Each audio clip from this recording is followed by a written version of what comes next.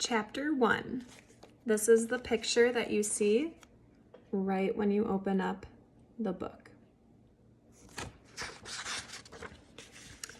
Once in a house on Egypt Street, there lived a rabbit who was made almost entirely of china.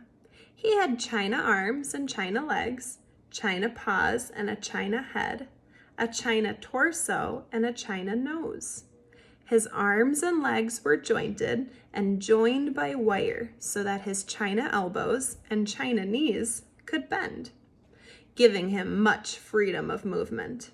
His ears were made of real rabbit fur, and beneath the fur there were strong bendable wires, which allowed the ears to be arranged into poses that reflected the rabbit's mood: jaunty, tired, and full of anew.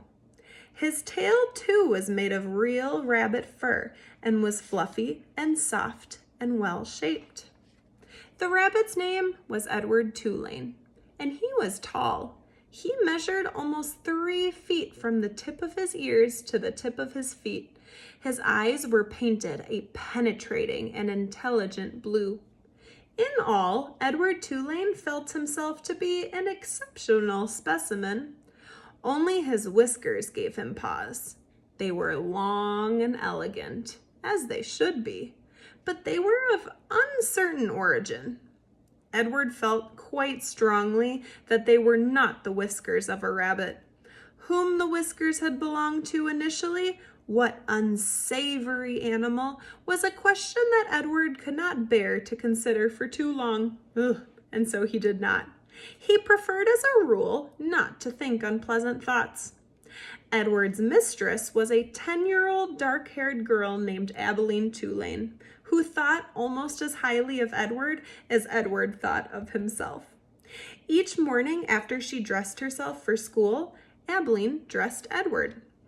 The china rabbit was in possession of an extraordinary wardrobe composed of handmade silk suits, custom shoes fashioned from the finest leather and designed specifically for his rabbit feet, and a wide array of hats equipped with holes so that they could easily fit over Edward's large and expressive ears. Each pair of well-cut pants had a small pocket for Edward's gold pocket watch.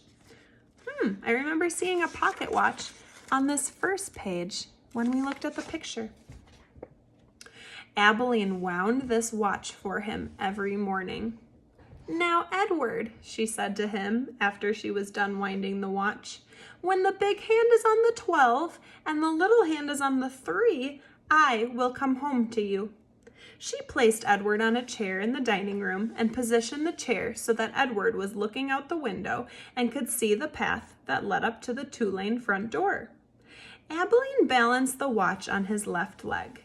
She kissed the tips of his ears, and then she left, and Edward spent the day staring out at Egypt Street, listening to the tick of his watch and waiting. Of all the seasons of the year, the rabbit most preferred winter, for the sun set early then, and the dining room windows became dark, and Edward could see his own reflection in the glass. And what a reflection it was! What an elegant figure he cut! Edward never ceased to be amazed at his own finesse. In the evening, Edward sat at the dining room table with the other members of the Tulane family: Abilene, her mother and father, and Abilene's grandmother, who was called Pellegrina. True, Edward's ears barely cleared the tabletop, and true also he spent the duration of the meal staring straight ahead at nothing but the bright and blinding white of the tablecloth. But he was there, a rabbit at the table. Abilene's parents found it quite charming that Abilene considered Edward real, and that she sometimes requested that a phrase or story be repeated because Edward had not heard it.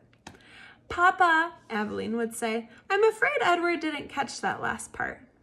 Abilene's father would then turn in the direction of Edward's ears and speak slowly, repeating what he had just said for the benefit of the china rabbit. Edward pretended, out of curiosity, to Abilene to listen, but in truth, he was not very interested in what people had to say. And also, he did not care for Abeline's parents and their condescending manner towards him.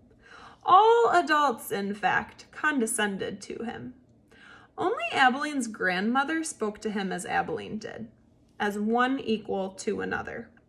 Pellegrina was very old. She had a large, sharp nose and bright black eyes that shone like dark stars.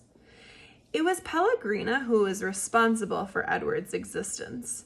It was she who had commissioned his making, she who had ordered his silk suits and his pocket watch, his jaunty hats and his bendable ears, his fine leather shoes and his jointed arms and legs, all from the master craftsman in her native France.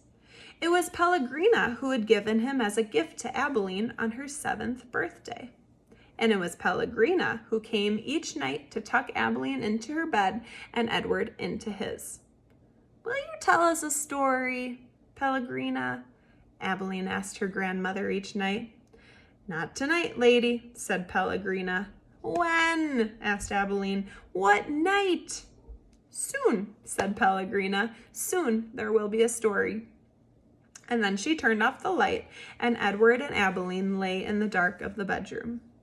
"I love you, Edward," Abeline said each night after Pellegrina had left.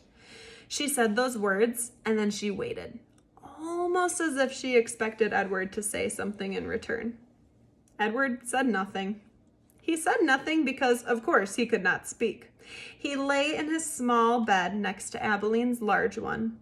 He stared up at the ceiling and listened to the sound of her breath, entering and leaving her body, knowing that soon she would be asleep. Because Edward's eyes were painted on and he could not close them, he was always awake. Sometimes, if Abeline put him into his bed on his side instead of on his back, he could see through the cracks in the curtain and out into the dark night. On clear nights, the stars shone, and their pinprick light comforted Edward in a way that he could not quite understand. Often, he stared at the stars all night until the dark finally gave way to dawn. And that is the end of chapter 2. Come back to hear the end of chapter 1. Come back to hear chapter 2. Bye.